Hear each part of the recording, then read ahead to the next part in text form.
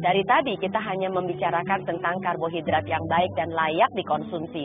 Bagaimana dengan karbohidrat yang tidak baik? Sebetulnya istilah tidak baik itu masih terlalu kejam memang. Tetapi salah-salah kita sendiri yang masih mengkonsumsinya setiap hari. Gula adalah salah satu karbohidrat yang mempunyai nilai glycemic index tinggi yang semestinya sudah bukan hanya sekedar dibatasi, bahkan kalau saya nilai tidak perlu digunakan. Kenapa demikian? Karena kita sudah menggunakannya dengan cara yang terlalu berlebihan.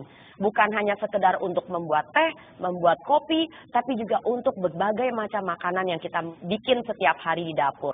Bahkan namanya saja sayur asem, tapi gulanya selalu harus ada 1 sendok makan. Kacau bukan? Jadi hindari sedapat mungkin pemakaian gula. Yang kedua adalah yang sering juga kita gunakan secara berlebihan adalah penggunaan tepung putih. Tepung putih bukan hanya sekedar terigu, tetapi juga ada sagu, masih ada tepung jagung, masih ada tepung tapioka. Prinsip dari semua tepung yang mengalami proses produksi itu disebut sebagai hasil refinasi. Bukan hanya tepung terigu, juga tepung beras. Mengapa demikian? Karena semua tepung ini dan produk gandum bukan dalam bentuk biji-bijian lagi, itu mempunyai nilai glycemic index yang masih tinggi dan sangat tinggi bahkan. Dan yang ketiga, yang sering kali kita juga masih gunakan secara berlebihan adalah beras putih. Beras putih mempunyai nilai glycemic index yang sangat bervariasi dari satu negara ke negara yang lain. Bahkan beras yang pulen, wangi, kristal itu adalah beras yang sudah melalui begitu banyak proses produksi di mana bukan hanya sekedar kulit arinya sudah hilang, tetapi juga lembaganya sudah diambil untuk menghindari pembusukan yang terlalu cepat, bahkan sudah diberi pengharum, diberi pemutih bahkan. Sedemikian rupa sehingga beras kita sudah jauh dari bentuk aslinya yang semula. Apabila Anda betul-betul masih menginginkan adanya beras, makanlah beras pecah kulit.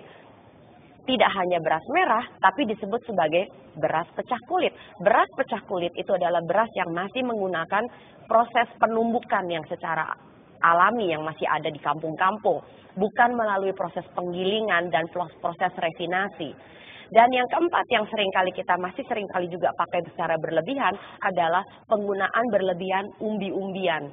Umbi-umbian di dalam kasus tertentu mempunyai nilai glycemic index yang tinggi, terutama apabila digunakan dengan cara-cara yang tidak benar. Misalnya, banyak orang diabetes memilih makan kentang rebus. Padahal kentang kalau direbus, nilai glycemic index-nya semakin meningkat. Apalagi orang Indonesia, kentangnya rebus, lalu kemudian kulitnya dibuang. Nah, justru kentang yang masih ada kulitnya itu masih membantu agar nilai glycemic index-nya tidak terlalu tinggi. Dari tadi kita juga bicara soal nilai glycemic index tinggi yang mengganggu kesehatan manusia. Memang ada apa sih dengan nilai glycemic index yang tinggi? Makanan-makanan yang begitu mudah dicerna menjadi gula akan mengakibatkan gula darah Anda dan saya meledak dalam waktu yang sangat singkat, bahkan seringkali kurang dari 2 jam. Yang terjadi adalah badan kita mengeluarkan yang disebut sebagai hormon insulin. Hormon insulin mempunyai pekerjaan tekan gulanya, lalu kemudian disimpan. Nah, simpanan gula itu seringkali disimpan dalam bentuk yang disebut sebagai glikogen, entah itu di otot atau di dalam hati. Tapi jangan lupa, deposit di dalam otot dengan hati itu sangat kecil sekali. Jadi larinya kemana? Jaringan lemak lah ya. Nah, yang terjadi adalah kalau lemak Anda semakin lama semakin banyak. Jadi pekerjaan insulin adalah tekan gulanya, simpan jadi lemak. Tekan gulanya, simpan jadi lemak.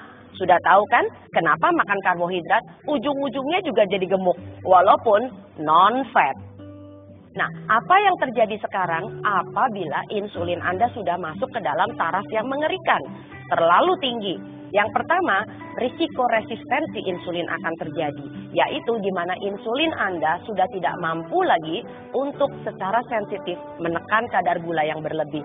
Inilah awal kenapa seseorang mampu atau bisa menjadi penderita diabetes atau kencing manis tipe 2. Setiap kali terjadi peledakan insulin, maka diam-diam badan kita juga akan melakukan beberapa reaksi hormonal sesudahnya yang disebut dengan penyempitan pembuluh darah dengan segala macam akibatnya.